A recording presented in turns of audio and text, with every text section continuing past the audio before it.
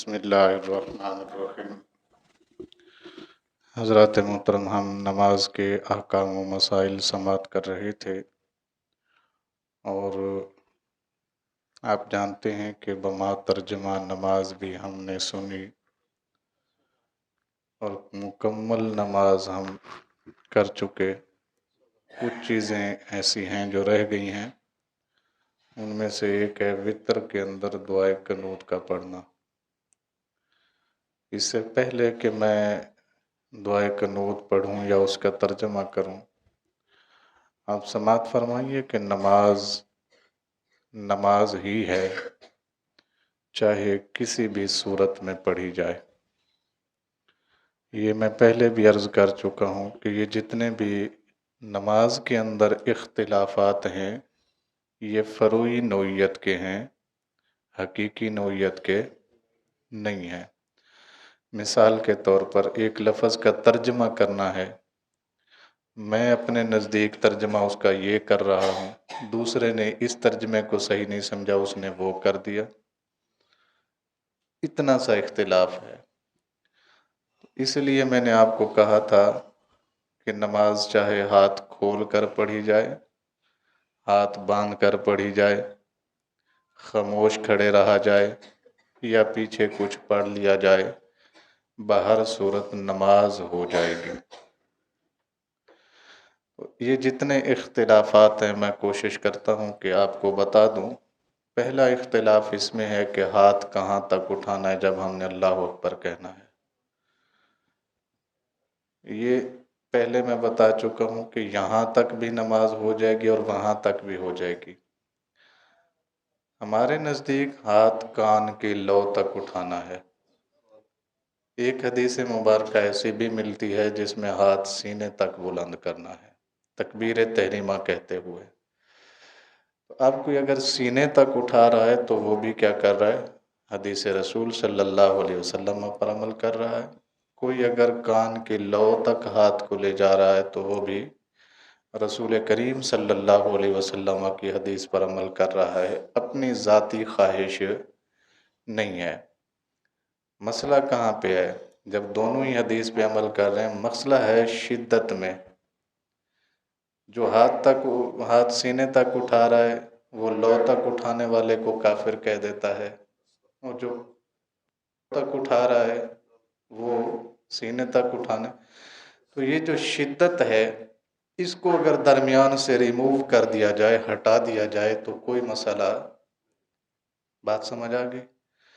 دوسرا مسئلہ، ہاتھ باندھنے کہاں پر ہے؟ یہ پہلا اختلاف تھا اٹھانے میں، دوسرا اختلاف کہاں ہے؟ ہاتھ باندھنے میں۔ تو یہ بھی حدیث ملتی ہے کہ نبی پاک صلی اللہ علیہ وسلم تحت السرہ، عربی کے الفاظ ہیں، ناف کے نیچے ہاتھ باندھے۔ یہ بھی حدیث ہے کہ الی صدرہ، رسول اللہ صلی اللہ علیہ وسلم نے اپنے سینہ مبارک پہ ہاتھ باندھے۔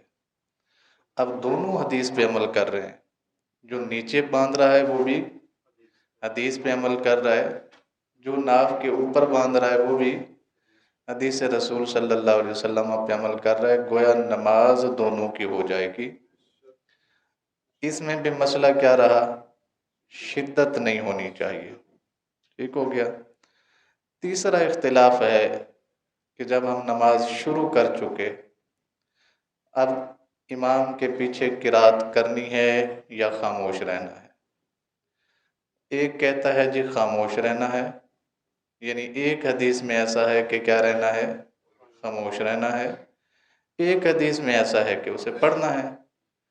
جو پڑھ رہا ہے نماز اس کی بھی ہو جائے گی، جو خاموش کھڑا امام کی سن رہا ہے نماز اس کی بھی ہو جائے گی۔ مسئلہ یہاں بھی کیا ہے؟ شدت نہیں ہونی چاہیے۔ یعنی میں یہ نہ کہوں کہ جس نے پڑھی ہے اس کی نماز نہیں ہوگی، وہ یہ نہ کہے جو خاموش رہا اس کی نماز نہیں ہوگی۔ اور تیسرا اختلاف جو نماز کے اندر ہے وہ ہے اونچی آواز سے آمین کہنا یا نہ کہنا۔ اس میں بھی سیم وہی پیٹرن ہے، حدیثیں دونوں طرح کے موجود ہیں۔ جس نے آمین اونچی آواز سے کہہ دیا نماز اس کی بھی ہو جائے گی، جس نے خاموشی سے کہہ دیا نماز اس کی بھی ہو جائے گی۔ اس کے ساتھ ساتھ آگے چلیے تو چوتھا جو اختلاف ہے وہ ہے رفع الیدین الی ارکانہ، مختلف ایک رکن سے دوسرے رکن کی طرف جانا، ہاتھ اٹھانا، جسے ہم کیا کہتے ہیں؟ رفع یدین کہتے ہیں۔ یہ کرنا دونوں طرح کی حدیثیں موجود ہیں، رسول اللہ صلی اللہ علیہ وسلم نے ہاتھ اٹھائے بھی، اور بعض روایات میں ایسا بھی ہے کہ آپ نے نہیں اٹھائے۔ تو نماز دونوں کی ہو جائے گی، اٹھاتا ہے کوئی تب بھی نماز ہو جائے گی، کوئی نہیں اٹھاتا تب بھی نماز۔ کیوں کہہ رہا ہوں میں ایسا کہ نماز ہو جائے گی؟ کیونکہ یہ جتنے اختلافات ہیں یہ یا تو ان کاموں میں ہے جن کاموں کا کرنا سنت ہے، آپ کو بات سمجھ گئی؟ یعنی ہاتھ اٹھانا سنت ہے، رفع یدین کرنا، امام کے پیچھے قرات کرنا سنت ہے، نہ کرنا یہ بھی سنت ہے۔ رسول اللہ صلی اللہ علیہ وسلم نے خود ابو بکر کے پیچھے نماز پڑھی ہے تو آپ نے قرات نہیں کی، بات سمجھی؟ تو یہ سارے اختلاف اس چیز میں ہے، سنت میں ہے، یعنی ان میں کوئی رکن نہیں ہے جو کیا ہو فرض ہو یا کیا ہو واجب ہو۔ سنت میں اختلاف کا ہو جانا یہ نماز کو مانے نہیں ہے، سنت میں اختلاف کا ہو جانا نماز میں مانے نہیں ہے۔ اب یہی مسئلہ آپ لے لیجئے کہ نبی پاک صلی اللہ علیہ وسلم نے دونوں حدیثیں بیان فرمائیں، ناف کے نیچے باندھو یا پھر سینے پہ باندھو۔ اگر کوئی بندہ نہیں باندھتا ہاتھ تو زیادہ سے زیادہ اس نے کیا کیا ہے؟ سنت ہی چھوڑی ہے نا۔ تو سنت ایک بار اگر بندہ چھوڑ جائے، دو بار چھوڑ جائے تو کوئی مسئلہ نہیں ہے، لیکن عادت نہیں بنانی چاہیے، یہ منع ہے۔ نماز ہو جائے گی۔ اچھا کتنے ہو گئے جی؟ 4۔ چلیں تعداد آپ خود گنتے رہیے گا۔ اگلا جو اختلاف ہے نماز میں وہ مرکزی کردار ہے، اس کو میرے حساب سے نہیں ہونا چاہیے تھا، وہ ہے وتر کے اندر۔ اگلا اختلاف کہاں پہ ہے؟ وتر کے اندر ہے۔ میں اپنی سوچ بتا رہا ہوں، علماء کی بات میں نہیں کر رہا، میرے حساب سے یہ اختلاف نہیں ہونا چاہیے تھا۔ اس کی وجہ ہے میں بتاتا ہوں، کیونکہ وتر واجب ہے۔ وتر کیا ہے؟ واجب ہے، اور اس کے اندر بھی اختلاف اس کی تعداد رکعات میں ہے، یعنی پڑھنے نہ پڑھنے کے اعتبار سے کوئی اختلاف نہیں ہے، پڑھنے ہر ایک کے نزدیک ہیں۔ ایک تو اس کی رکعات کتنی ہے اس میں اختلاف ہے، دوسرا اسے کس نماز میں پڑھا جائے یہ بھی اختلاف ہے۔ اس میں اگر نہ ہوتا تو بات اچھی تھی، کیونکہ یہ معاملہ سنت کا نہیں ہے، یہ معاملہ مستحب کا نہیں ہے، یہ معاملہ واجب کا ہے۔ مثال کے طور پر وتر کے الفاظ آتے ہیں جب حدیث مبارکہ میں، تو وتر کا معنی انہوں نے کیا ہے؟ طاق۔ طاق عدد ہوتے ہیں نا، کچھ دفت عدد ہوتے ہیں، کچھ ہوتے ہیں طاق۔ طاق کیا ہے، بعض نے اس کا معنی مفرد کیا ہے، وتر ان کا کیا ترجمہ کیا ہے؟ مفرد، اور مفرد ایک کو کہتے ہیں، آپ کو پتہ ہے۔ تو یہ اختلاف اس معنی کے اعتبار سے ہے، جنہوں نے اس کا ترجمہ ایک کیا ہے ان کے نزدیک رکعت بھی ایک ہی ہے، اور جنہوں نے اس کا ترجمہ طاق کیا ہے ان کے نزدیک ان کی رکعتیں 3 ہیں۔ اب میں یہ نہیں کہتا کہ کس کی نماز ہوگی یا نہیں ہوگی، دو مسئلے جب ہمارے سامنے آ جائیں، میں اس کی مثال دیتا ہوں۔ ایک مسئلہ ہے، علماء کے اختلاف کی بات کر رہا ہوں۔ ایک کہتا ہے جی جس نے غیر محرم عورت کو ٹچ ہو گئی بلا ارادی طور پر، بندہ باوضو تھا، ایک امام کہتا ہے اس کا وضو نہیں ٹوٹے گا، دوسرا امام کہتا ہے اس کا وضو، دونوں نے مسئلہ بتایا اپنے اپنے حساب سے۔ ایک کہتا ہے نہیں ٹوٹے گا کیونکہ اس کا ارادہ نہیں تھا، دوسرا کہتا ہے ٹوٹ جائے گا کیونکہ یہ عورت اس کی محرم نہیں تھی اگرچہ ارادہ نہیں تھا۔ اب ہمیں حکم یہ ہے کہ جب دو چیزوں میں اختلاف آ جائے تو ہم کس پر عمل کریں؟ تو ہمیں کہا گیا جی تم دیکھو تمہاری بہتری کس میں ہے، یہ سوال ائمہ کرام سے جب ہوا کہ جناب آپ نے تو یہ ایک مسئلے کو دو کر دیا، ایک کہتا ہے ٹوٹ گیا، ایک کہتا ہے نہیں ٹوٹا، ہمیں بتائیے کہ ہم کس پر عمل کریں؟ تو دونوں نے بیک زبان کا جس میں تم اپنی بہتری دیکھو۔ اب بہتری کس میں ہے؟